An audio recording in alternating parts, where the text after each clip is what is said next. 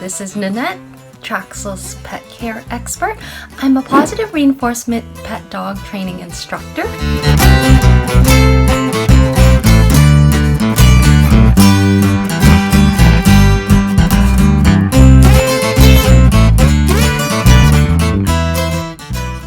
And first off, I would like to let you know that you will not be seeing videos showing me using lures to teach a dog anything, because I was diagnosed with MS in 2008 and I have hand dexterity challenges, and I realized that using lures is not accessible, and I am focused on wanting to present to you some accessible pet dog training videos. So, going forward, what can you expect from me? One, because I don't use food lures doesn't mean that I don't use food. However, I use a very different method than the lure reward method that most people are familiar with in regards of positive reinforcement. Positive reinforcement pet dog training usually takes in the form of the lure reward training, which I personally don't use because of accessibility issues. And the other types are capturing, which you'll see a bit of, as well as shaping. Both of the latter are quite accessible. As I mentioned, I do use positive reinforcement, and I definitely do use food. Now, some dogs don't like food, which is fine. They love other things that I can use in the education. But just backtracking a little bit. So with positive reinforcement, aside from the lure and reward method, there is also shaping, which is incrementally rewarding the steps towards a final behavior. So, for example, if you wanted to teach a dog to lie down, you're just waiting for the dog to offer the positions prior to the actual lying down, and then you start rewarding that per step.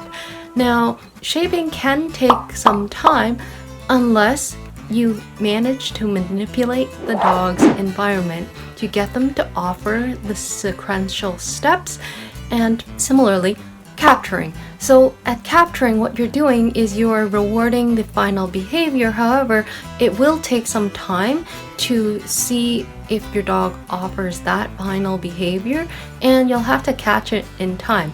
Capturing is kind of like taking videos or pictures because of the fact that you are looking for a final behavior to catch. Again, could take some time, which is why the accessible method that I'm going to be demonstrating to you is going to allow you to teach your dog something faster and more accurately. Now, also with this accessible method, you have to recognize why I feel the lure reward method is not accessible, because of the fact that I have hand dexterity issues, and the timing as well as the placement of reinforcement is important, actually crucial, to use positive reinforcement to teach a dog anything. So hand dexterity challenge means either I drop the reward, I'll just say it's food for the time being, and I might hold on to it for way too long, thanks spasticity, and not reward the dog when I want to or need to.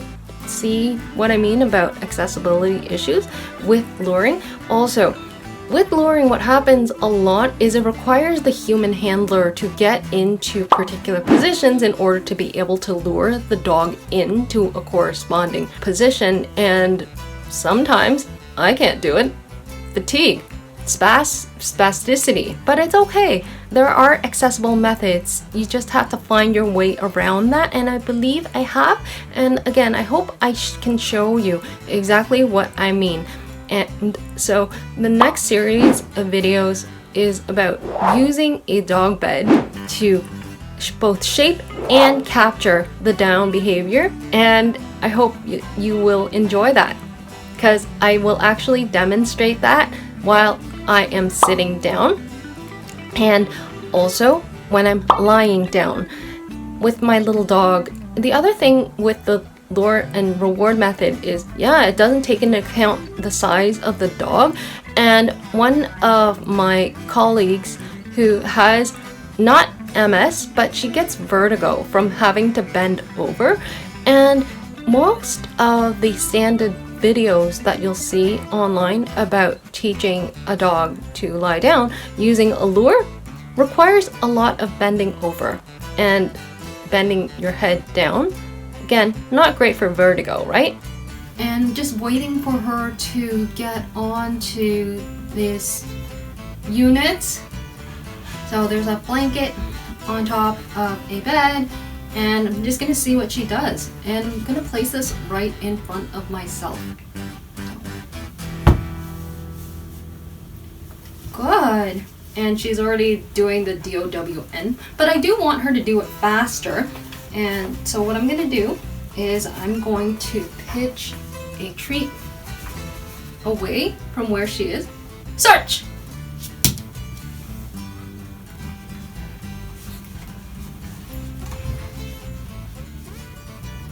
Search!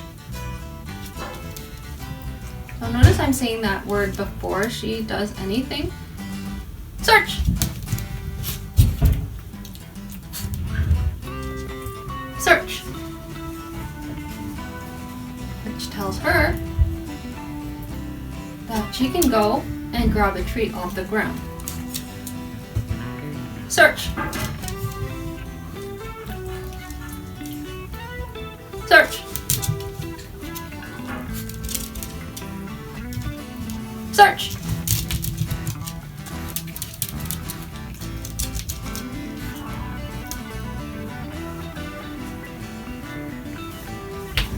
Search!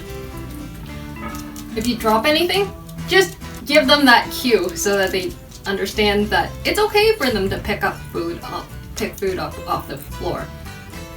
Okay. Search!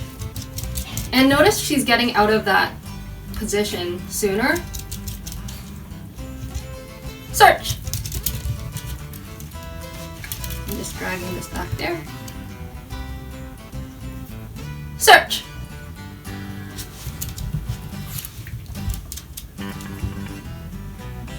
Search! That one's off. Let's see what she does. Search!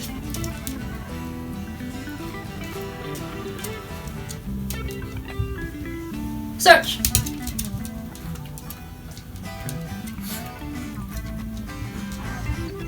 Search! Okay, now she's doing it automatically. So I'm not giving her anything for that position. I am just waiting for her to do the correct thing. Good. Search!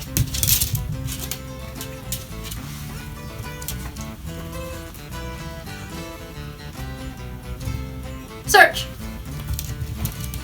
Now, just gonna pick this up and putting this blanket on the ground. And you'll see why I do this later on. Okay? Good. And search. Waiting for her to do this.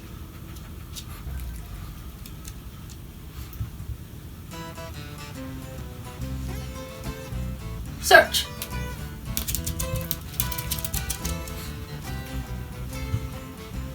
Slower than what I'd like. Search. Down. Search. And I started adding a word to it.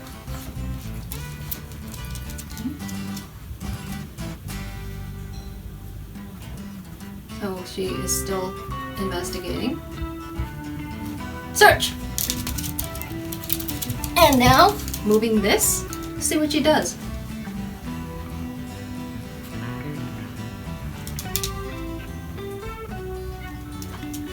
Okay.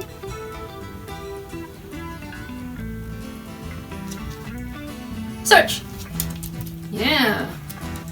And it's okay for them to try different positions before they do the actual thing I want.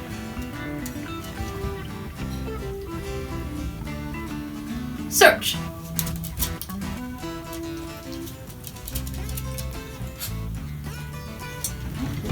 Back.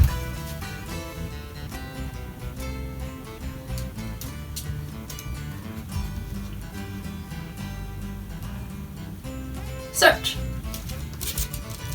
One there. Copy. Notice she's trying different things. I'm waiting for her to get into a specific position because I want her to learn that this cue applies regardless of the surface that she's on. Okay. Search.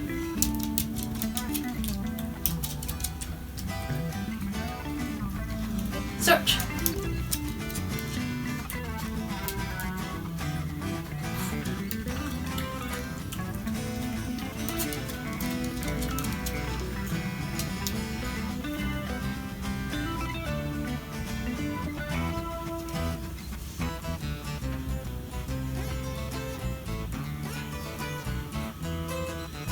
Search.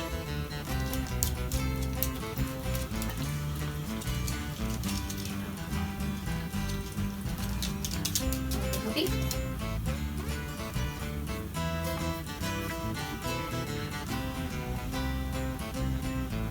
Search. Okay. Down. Search.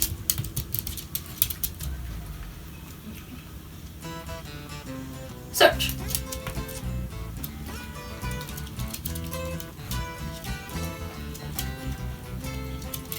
Okay. Down.